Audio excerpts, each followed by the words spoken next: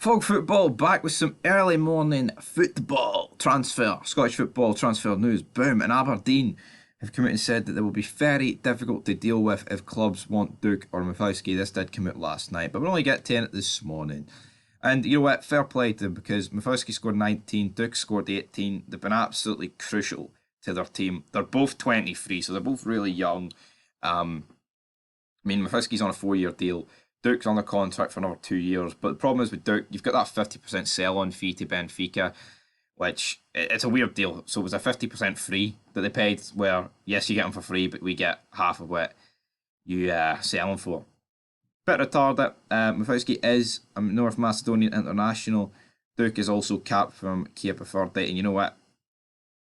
If Aberdeen are serious about Europe, right, and like this whole gimmick of you've got Hibs, Aberdeen, Hearts, always we want to close the gap, right, to the old firm. If there is any hope in hell of them doing that, they honestly need to keep a hold of their best players. I get it, it's hard, man. If a club comes in and offers 6 million for Nisbet, he's going to be away, etc., etc. But these players should not want to leave Aberdeen. Massive club, guaranteed European football next season. They should be staying, right? I don't see, I get it, if Crystal Palace or something come in for them, yeah. But Scottish teams should be doing more to keep a hold of their players, is what I'm saying. Because, Duke, you wouldn't be surprised if he ends up winning, League One, even though he's much better than League One. It's just the way the cookie crumbles, sadly, for some players. But, yeah, that's it for Aberdeen. Into the transfer news today, though. And we'll probably have a bit more about Aberdeen. Rangers winger Ryan Kent, out of contract this summer, we know, has been offered a multi-year deal with Fenerbahce. I can't see Kent going to Turkey. I don't know. I honestly, of all the places I can see Kent going, Turkey is not one of them. So I'm going to say that deal is absolutely off the table. Former Rangers defender David Robinson urges Ibrox manager Michael Beale to do what Walter would do in reference to multi-trophy winning Rangers boss Walter Smith as Beale seeks to restore the club's fortunes. Yeah, we need to do what the winners did.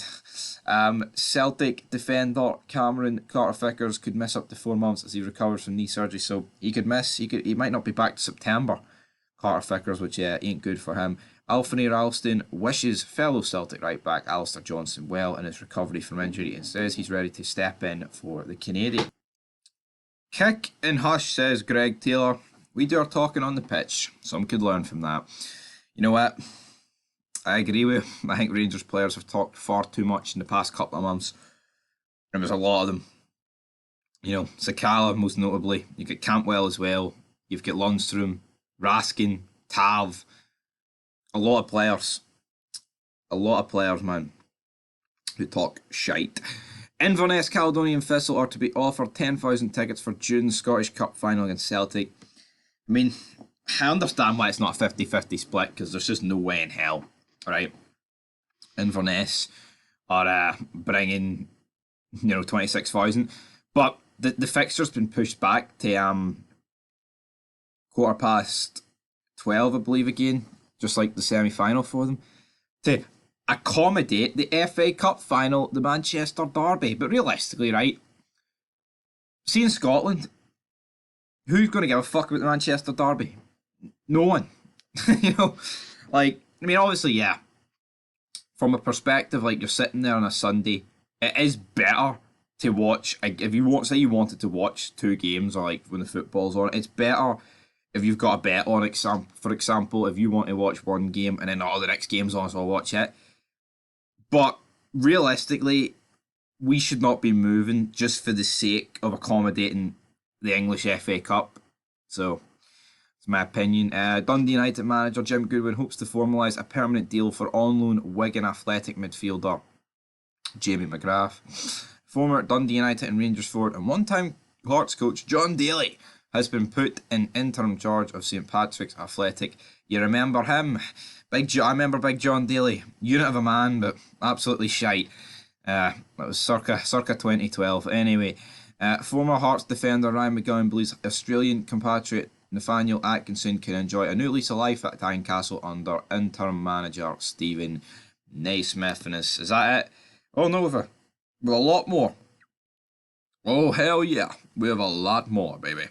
Ex-Hearts attacker Ryan Stevenson urges the club to agree new deals with Josh Ginnelly and Michael Smith. Hibernian face 5 cup finals between now and the end of the season, says veteran Lewis Stevenson. When you love football as much as I do, it's hard to come out of it and do something different, says Barry Robinson after being appointed permanent Aberdeen manager.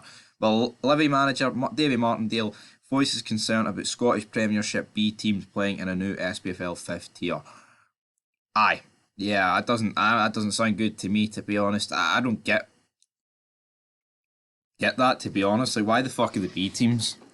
It's just so the top teams can, exploit, develop their players. So you can get what the top teams are all for, but a team like Livy, of course, not going to be really for that because it's just going to make the top teams even better than what they are. But anyway, guys, that is it for this video. We've got Ryan Kent potentially moving to Fenerbahce. Not an awful lot else going on, if I'm being honest. But anyway, guys, we want to talk about English football. Sam Allardyce in at Leeds. And yeah, Leeds are probably fucking gone though, so it's probably too late. But I think he's getting 2.5 million if he keeps them up. Give me the job, and I'll fucking make sure they stay up. Till next time though, peace.